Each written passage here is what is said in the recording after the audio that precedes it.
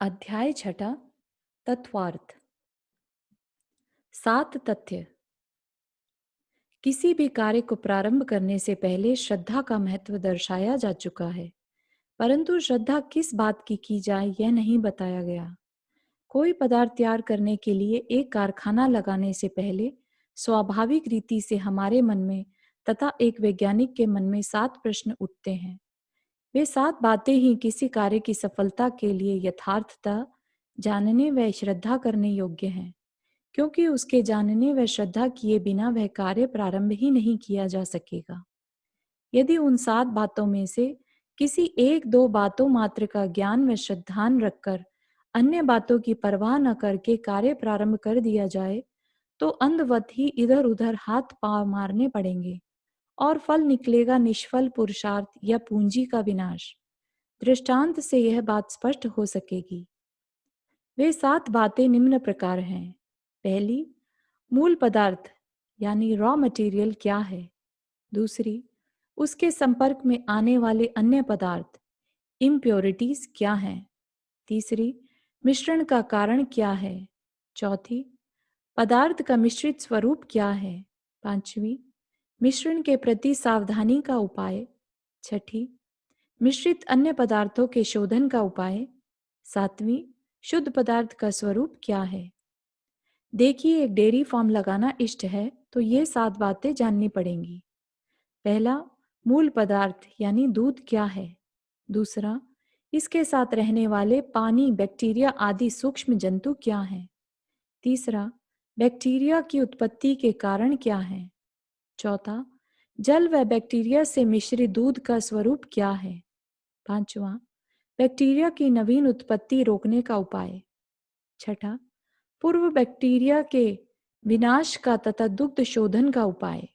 सातवां, शुद्ध दूध प्योर मिल्क का स्वरूप क्या है। इसी प्रकार किसी रोग का प्रतिकार इष्ट है तो ये 7 बातें जाननी व श्रद्धा करनी पड़ेंगी। पहला, मैं निरोगी हूँ। दूसरा, वर्तमान में रोगी हूँ। तीसरा, रोग का कारण अपथ्य सेवन। चौथा, रोग का निदान। पांचवा, अपथ्य सेवन का निषेध। छठा, योग्य औषधि। सातवां, निरोगी अवस्था का स्वरूप।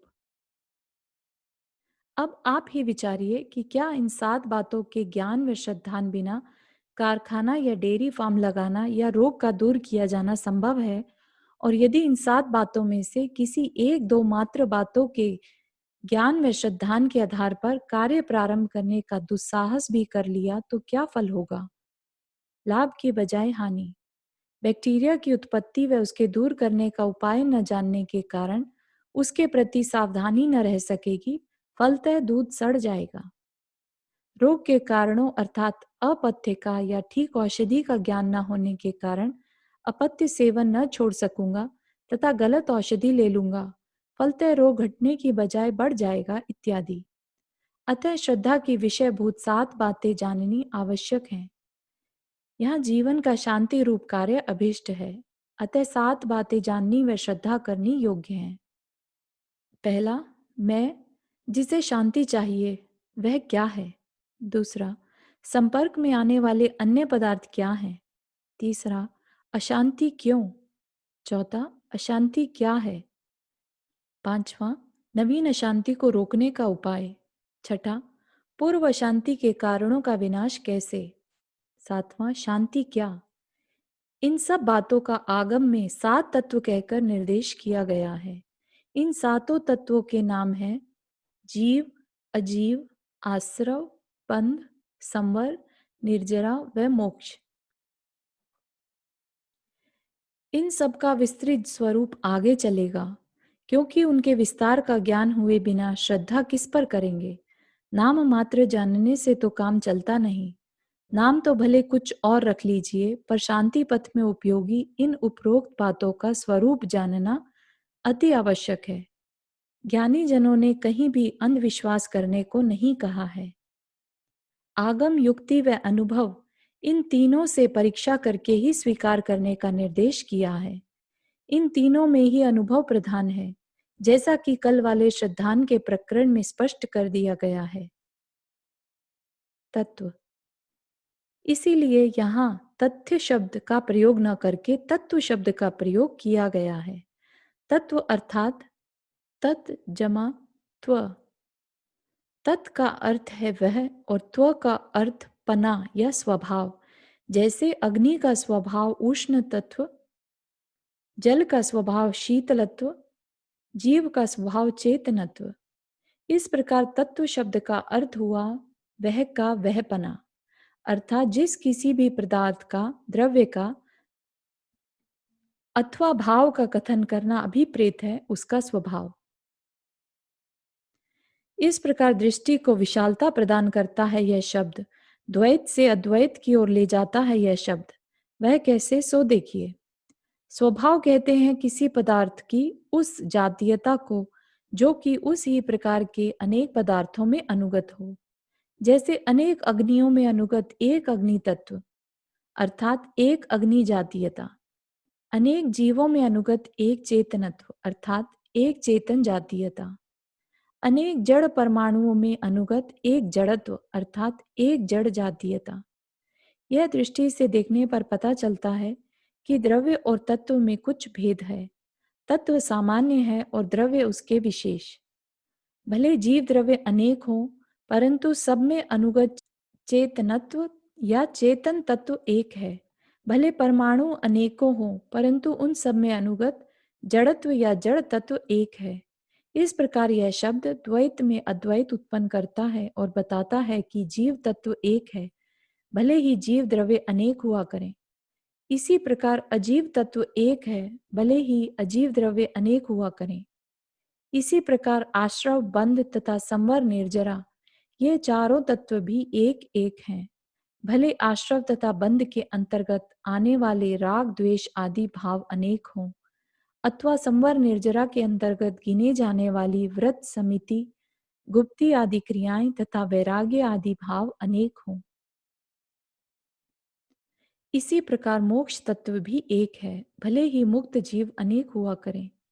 तत्व शब्द के द्वारा निर्दिष्ट यह अद्वैत दृष्टि शांति पथ का प्राण है, क्योंकि इस दृष्टि से देखने पर न रहता है मैं तू का या यह वह का भेद, न रहते हैं अच्छे बुरे के तथा हे उपादेय आदि के द्वंद्व, और न रहता है करने धरने का विकल्प। प्रकट हो जाती है व्यापक समता, शांति, आनंद। तत्वार्थ। तत्व मात्र न कहकर तत्वार्थ कहना और भी अधिक रहस्यात्मक है। वह कैसे, देखिए। किसी भी शब्द का अर्थ बताते या समझते समय कोशकार का अथवा विद्यार्थी का लक्ष्य किधर होता है? उन शब्दों की ओर जिनके द्वारा कि उस अर्थ का प्रतिपादन किया गया है, अथवा उस पदार्थ की ओर जिसके प्रति वे शब्द संकेत कर रहे हैं। गाय शब्द का अर्थ पुस्तक में लिखा गाय अथवा बोला या सुना गया गाय शब्द है, या कि है उस शब्द का वाच्य जीता जागता वह पशु विशेष जिसके दूध का हम नित्य पान करते हैं। अतः स्पष्ट है कि तत्वार्थ पद में प्रयुक्त अर्थ इस बात की चेतावनी देता है कि इस प्रकरण में जीव आदि शब्दों द्वारा जिन 7 बातों या तत्वों का उल्लेख किया जाना है, यहाँ उन शब्दों का अथवा उनकी लंबी चौड़ी व्याख्याओं का श्रद्धान कराना इष्ट नहीं है, प्रत्युत उन भावों या स्वभावों का श्रद्धान कराना इष्ट है जिनके प्रति कि ये शब्द अथवा व्याख्याएं संकेत कर रहे हैं। वे भाव भी कहीं बाहर में नहीं है, प्रत्युत स्वयं आपके मनोलोक में, बुद्धि लोक में अथवा हृदय लोक में निहित हैं। इसलिए न वे इंद्रिय प्रत्यक्ष के विषय हैं और न आगम अथवा अनुमान के। केवल स्व अनुभव प्रत्यक्ष ही एकमात्र शरण है उनको जानने के लिए। संप्रदाय को अवकाश नहीं इस वैज्ञानिक मार्ग में। इसका साया भी यहाँ न पड़ने पाए, ऐसी सावधानी रखने की आवश्यकता है। अतः इन जीव आदि 7 बातों का स्वरूप कुछ इस प्रकार से सुनना या विचारना इष्ट है, जिस पर विचार करके तथा अपने जीवन में उस उपाय से उस विषय को पढ़ने का प्रयत्न करके उसका किंचित अनुभव हो सके। उसका अनुभव हो जाने के पश्चात ही शांति मार्ग प्रारंभ होगा, परंतु उसको अनुभव करने से पहले भी यह आवश्यक है कि एक बार शब्दों में उसे अवश्य ग्रहण कर लिया जाए और तर्क व युक्ति से उसकी सत्यार्थता का निर्णय कर लिया जाए। उस अपने निर्णय को वीतराग प्रणीत आगम से भी मिलान करके देख लिया जाए।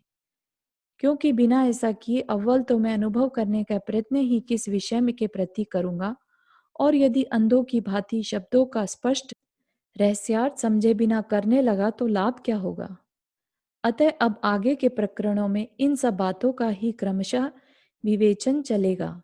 लंबा कथन है, सुनते सुनते ऊब न जाना, सारा का सारा सुनना। बीच में एक भी प्रकरण के छूट जाने पर आगे के प्रकरणों का रहस्य पकड़ में न आ सकेगा। बिना क्रम से और बिना पूरा सुने अभिष्ट की सिद्धि होना असंभव है।